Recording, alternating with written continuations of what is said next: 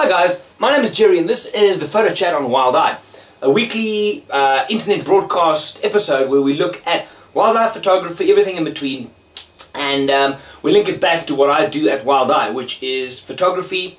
There's courses, workshops, but most of all for me is wildlife photography. Absolutely love it. Now, if you've been following for a while, because this has been coming for a long time, which is quite nice, you'll know that over the last weekend now, Andrew Beck and myself presented a digital photography 101 course at the offices. And look, apart from loving to share the starting out, new people starting out in photography, we have people who have never ever touched a camera. They've always been interested, they see nice images, they think, I want to try that, and leaving with an enthusiasm to try things, to go and photograph things, the people, the kids, the dogs, the wildlife, whatever.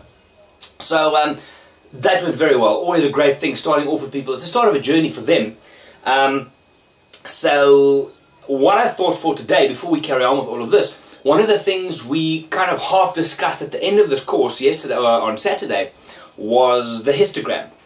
Now, I don't know how many of you guys use the histogram when you go out in the field to check your exposure. Blacks on the left, whites on the right, and everything in between. The height on wherever it is. If it's a lot of spikes on the left, there's a lot of darks. A lot of spikes on the right, there's a lot of whites. But a quick look today in the tutorial, we're going to look at Lightroom. If you're in the develop module, which if you look back through the past tutorials, in the top right corner, on the screen actually, in the top right corner over here, you've got a histogram all the time. Nifty little feature in today's tutorial on Lightroom of how you can actually work off that histogram to process your image. Check it out. Right. So as discussed, we're going to have a quick look at this histogram up in the right corner here of the Lightroom Develop module. See, we're in Develop. Histogram you can close by clicking on the little triangle, but by default it is open.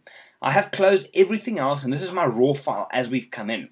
So now, as I mentioned a bit earlier on, the histogram is purely a representation of the digital information of this image. Easiest description. On the left-hand side here, you've got pure black. On the right-hand side, you've got pure white. And then the height of the mountains in between just gives you an indication of how much of each of the tones, from black to white, there is. So this one you can see is not much bright areas or whites, no pure blacks, but there's quite a bit of dark tones. Now, normally we would go into the basic panel to make these adjustments. For now, watch what happens when I take my cursor onto the histogram.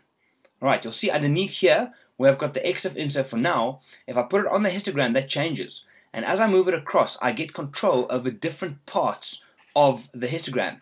Now, if I open the basic panel, and I do the same thing, keep an eye on exposure, recovery, blacks, all of these tabs here.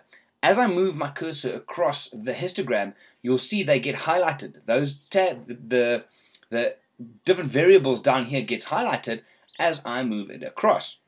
So, I can now go, and if I'm on exposure, as it says just below the histogram, I can click and hold, and I can drag my histogram over until I touch the right hand side, which tells me I've reached a point where there's pure white in the image. Alright, now you can see there's a bit missing here, so I come back to the black area, and again, down here my black slider will be highlighted. I click and hold, and I can drag it back to there. Right, now it's simple, that's a 2-click adjustment. If we look at a before and after version, it takes it from here, dull, that's my raw file, simply by dragging up on my histogram and adjusting the exposure, I get to that. Right, it's quite basic, and you could have done it all here. Just a little interesting one, how you can use your histogram to adjust different variables as well. Right, next time we'll look at a little bit more advanced stuff. Back we go. Right.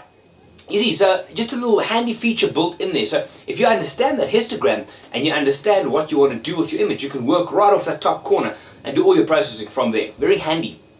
Now, one of the other things I want to go back to just a little bit is one of the things we say to our people on our basic introductory course is that, you know, it's all fun and well knowing what aperture is, what shutter speed, ISO, histograms, all these things. It's important that you know what they are. But I find there's a bit of a disconnect happening of people understanding what it can do for your images. We can all go and do the technical description of aperture and say, yeah, it's the hole in the front of the lens and it's determined by the diameter of the hole divided by the... You can do all of those things.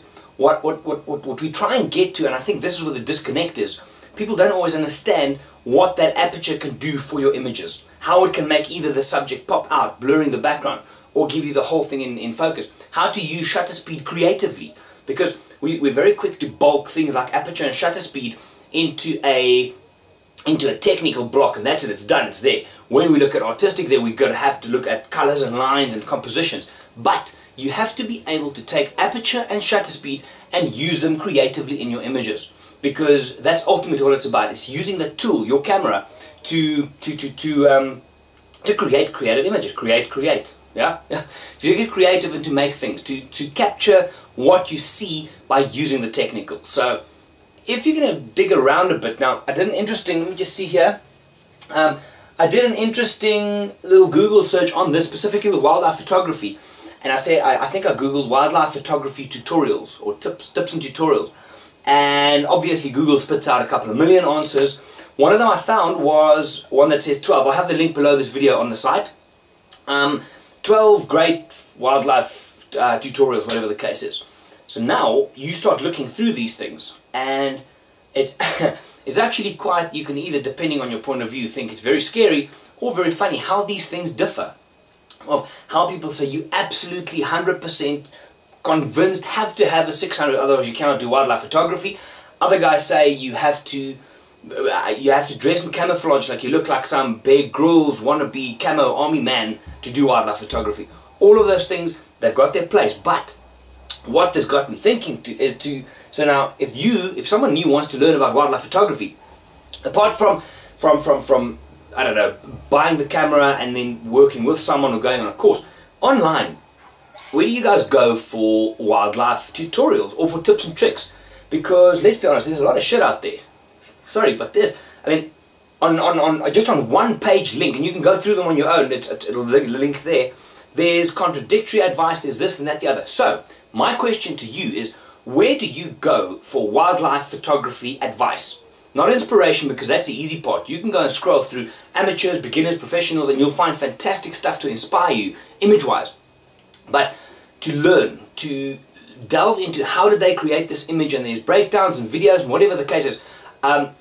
Because what I want to do is I want to start looking at these sites and hopefully try and build on what we can do as well with these chats and see how we can expand, whatever the case is. So when you are heading out to the bush or whatever the case is, you got your inspiration, you've got a book by, I don't know, Hannes Lochner, you look at Greg DeToy's website, all these wonderful things. Where do you go to learn? What websites can I go and scratch around on to learn more on wildlife photography?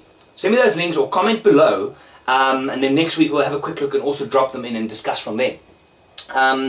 The thing with the discuss thing is another one. Oh, let's just do this quickly.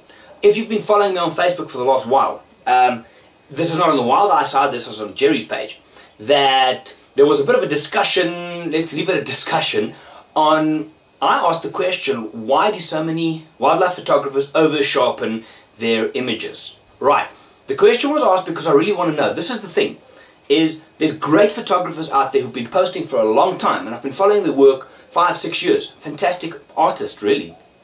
But for some reason, in the last, let's call it, maybe 2 months or so, it seems that everybody is over-sharpening their images.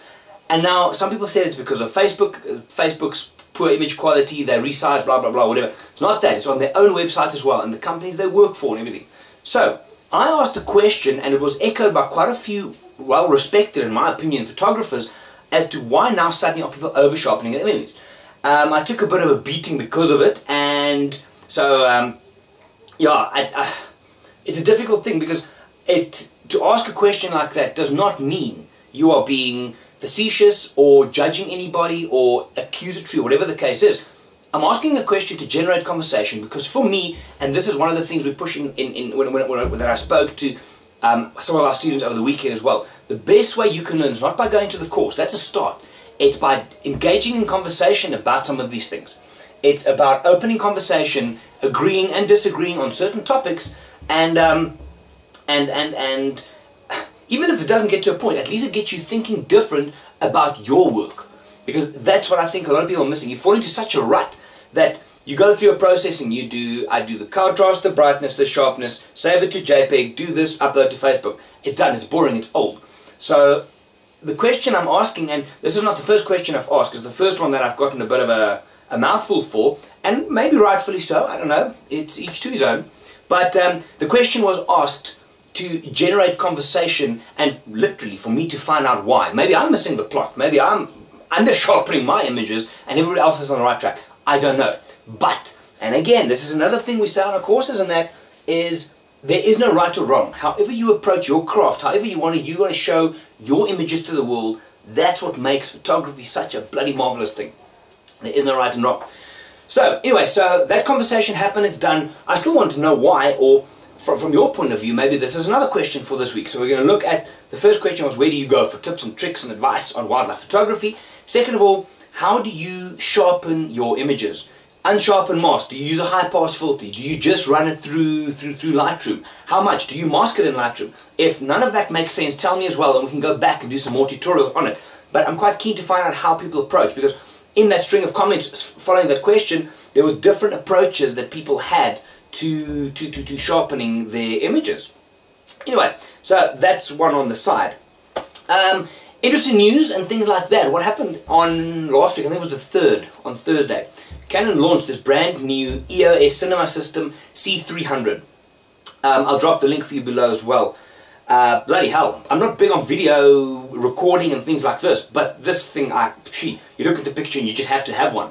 Fully fledged HD video system with interchangeable lenses, so the whole series of Canon lenses can fit on this thing. Would love to get my hands on one, but I think from what I've read on the internet so far, we're looking at between 15 and 20,000 US. I don't know if anybody can help me there. Well, help me by trying to get my hands on one, and then also just for the price, but that's a steep price. Obviously whole different industry, but quite keen to see how that goes. Canon seems to be moving a lot, or putting a lot of eggs in the video basket for the next while.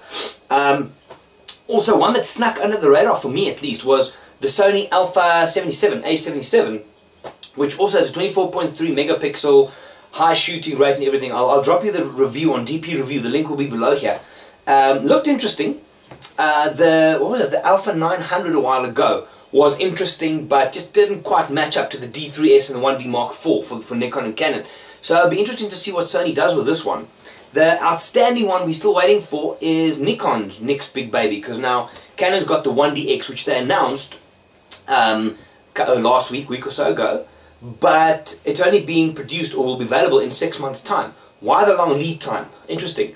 So there's rumors happening that the Nikon D4, which we're expecting, maybe also a D400, D800, somewhere in that line, but the D4 at least will maybe announced at the PMA in January, because with the Olympics coming up in next year, 2012 Olympics, I think it's July somewhere, Nikon won't go there without a new flagship model. So it's interesting to see when they launch it, how it compares to the 1DX, because from some of our mates from Canon Australia, they are very, very excited about the 1DX, and by the look of it, rightfully so. So Jay will talk about that when you get here later in the month. Yeah, so that's about it.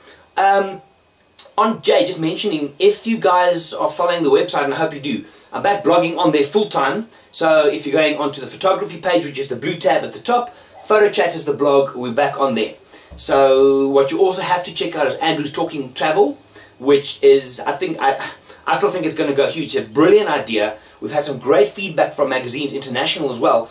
The idea behind someone who's passionate and knows the industry sharing information for you to use it's phenomenal. I really think it's a great thing. So check out Talking Travel. Andrew, great guy, great partner of mine. So go check it out. What you want to also have a look at is on the photography site on Wild Eye, the blue part of it. There's a year planner, and also I'll do all of this in the blog. We have we've got some couple of new workshops that I've confirmed for January. These workshops these are people I get in, that we get into Wild Eye, and they come and present their speciality. So on social media, portrait photography, macro photography, young photographers. I've got people lined up in January, from January onwards, who are going to come and do this. Also, we're going to have a couple of meet and shoot kind of events later in this month. On the 22nd, we've got a big event, Canon and wildlife photography together. Keep an eye out for that one. Hopefully by the end of this week, we should have all of those details up on the site. But also in that week of the 22nd, 21st, 22nd, we're going to have 2 or 3 get-togethers where if you're keen, you just come and join us. It's Andrew, myself, and the mystery guest. You'll see him soon enough. And we're just going to go shooting. So if you're keen for a morning eye photography, keep an eye out, come and join us, and we'll take it from there. So I think that's about it for this week. I've got to get back to work. And I will see you Friday for the next very quick photo tip, Friday photo tip. White balance last week. If you have any, examples, send them through. If you have any specific things that you need me to look at, if you know you're going to photograph birds for the weekend, tell me. We can try and look at that as well, because I record those either Wednesday or Thursday.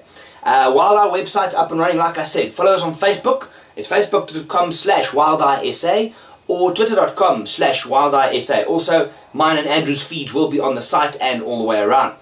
Always a pleasure, guys. Check you out on the social networks. Otherwise, I will see you on Friday. Have a good one.